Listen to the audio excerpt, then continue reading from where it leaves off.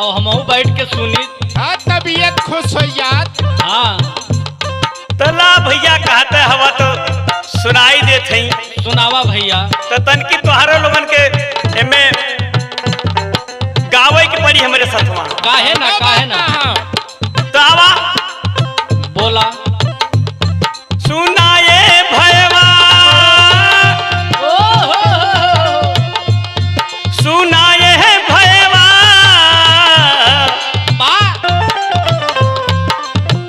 तो गौवा भयल अब सहारावा। सुनाए भयवा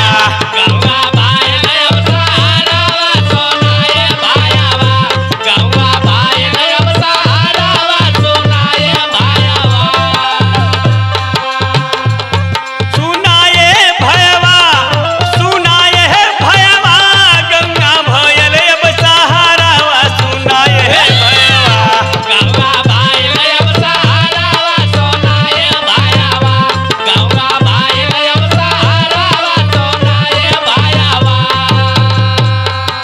और सुना भैया। सुनावा। मोदी जी के सपना रहल स्वच्छ करब हम नगरी।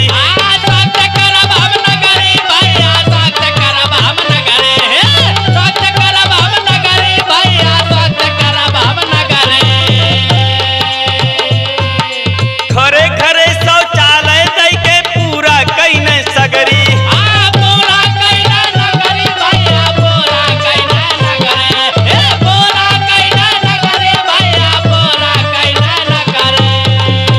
पूरा होई गई न सपनावा ये हो भयवा।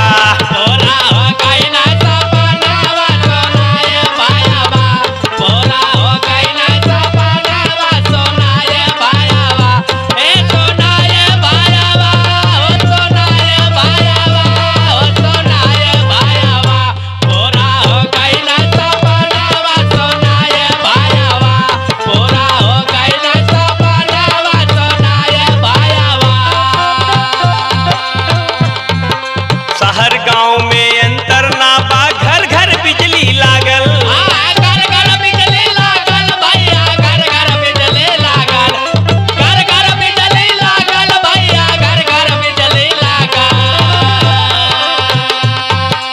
गांव शहर आवास बनत बा दुखवा को सो भागल।